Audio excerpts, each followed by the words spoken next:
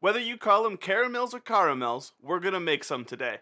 Out of beer. Check the link in the description below for the original recipe. But today our recipe is as follows. 1 cup Bell's Christmas Ale, plus an additional tablespoon of the same beer for use later in the recipe. 6 tablespoons of unsalted butter, a quarter cup heavy cream, 200 grams granulated sugar, and 100 grams light brown sugar, and yes, you really should weigh those instead of measuring them in cups. That's 1 cup and a half cup, respectively. And finally, a teaspoon of vanilla extract, along with a teaspoon of flaky sea salt. And believe it or not, Phil's actually taking this much time pouring the beer, not just so I can say the recipe, but because the flatter the beer is before you start, the better, as it will help avoid any boilovers. And yes, that is a concern here, so make sure you use a bigger pot than you need, and don't forget to try the beer before you make the caramels. Other things you will need is a candy thermometer and a 9x9 baking pan that has been lined with parchment paper and lightly oiled. And we do recommend reading the article as well, because once you start, there's really no turning back. So make sure you have everything ready before you start. And to start, we bring the 1 cup of beer to a boil.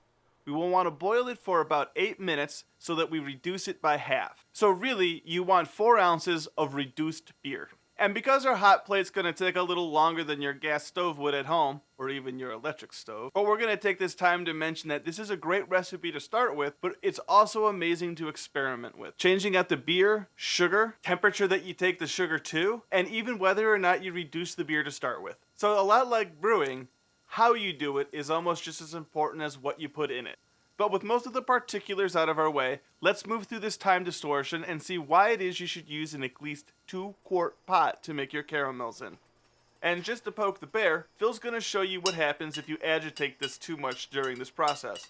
Although all the bubbles will need to come out eventually, you don't really want this to happen in a smaller pot.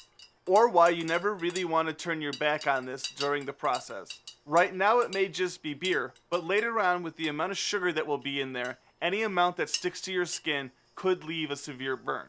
So a little bit of respect goes a long way to the mixture. And unlike our gummies, because of the amount the beer's gonna boil by the end, there will be no alcohol left in, so they are safe for the kids to eat, but again, because of the burn danger, it's not something you really want to make with them. Although now that we think about it, there's nothing stopping you from replacing the beer with their favorite soda pop and make a batch just for them. You could even spice up your own with some Loran oils, such as peanut butter or maple, if suited to your beer. Check the link in the description for products below. Main takeaway, let's fast forward to something more interesting happens, such as at the end of 8 minutes we aren't at 4 ounces, so we will have to boil a little longer. It is important to measure, as baking and confections take exact measurements. It's more like a science. Delicious, delicious science. Which is why we do everything in lab glass.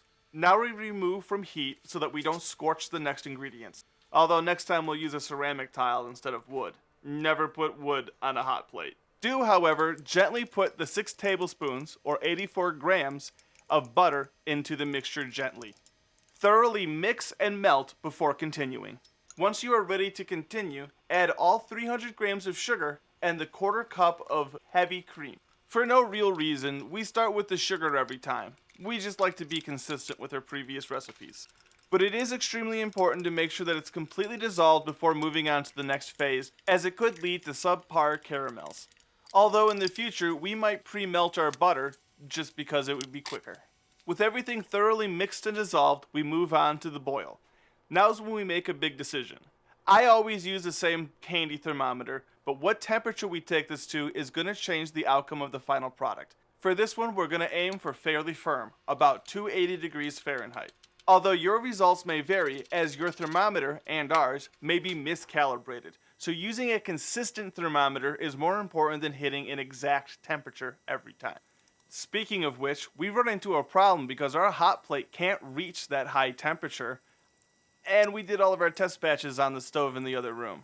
And unfortunately, just like we were talking about consistency, the amount of time you spend boiling shouldn't matter too much, but because we spend so much time trying to hit the temperature before we just take it in the other room to take care of this, we lost a lot of water, so it came out a lot firmer than we expected. A wiser person than me probably knows a way to have fixed this problem in the end. But we don't, so we're just gonna roll with it and just have a harder candy. The one tip we do know is that you shouldn't stir it while it's boiling, as that could cause crystallization and for it to seize up on you. Some people may call it an old wives' tale, but we haven't had a problem with not stirring it so far, until the very end when we're about to pour it and add the final ingredients. So now that we've reached the 290, or we may have overshot it, we add the final tablespoon of beer, along with a teaspoon of vanilla extract, the purest possible.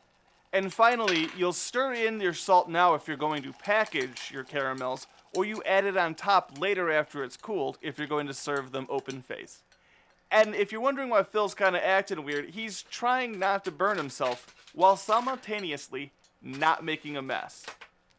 Bets now on whether he succeeds. Now is also when you would add any flavorant such as Loran oils or any other things before we pour this into a mold. At this point, the mixture is at its most dangerous and state you do not want to wait around in the most, as it will be harder to clean up. If this stuff gets on your skin, it will burn. It is important to point out that Phil never wears his safety equipment unless he absolutely has to.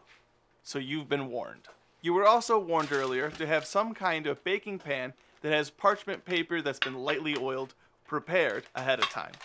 Remember, not all Pyrex is Pyrex anymore, so be careful about what glass containers you use. We recommend metal, as they are far less likely to shatter into tiny pieces that can cut you.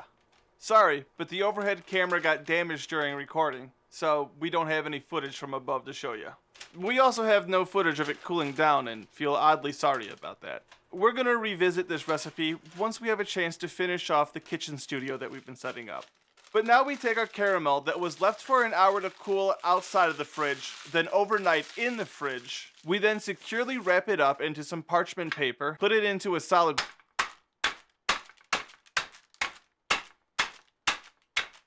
And yeah, then beat the crap out of it. Although, you could use a tool instead of your fist like Phil. So, it may not be what we set out to make, but just like brewing, it's about making the best of a situation. As these Scotch Ale hard candies are amazing. But just like brewing, it's all about trial and error and trying out what works best for you. And as you can see, nothing is stopping Phil from trying out other recipes and just keeping at it. Some of the things that we've learned is that IPAs kind of work better for the softer sides, as the longer you boil them, the more it alters their hops. But anything with a good malty flavor will make a good caramel, with our Picks and Pepper Porter being one of our favorites. And the only difference between all of these batches is the temperature at which we brought the sugar to at the end, so you can see how much effect that really has. And if you make your own variant, why not share it down in the comment section below so others can try it. And while you're at it, don't forget to subscribe so that you don't miss out on our next journey.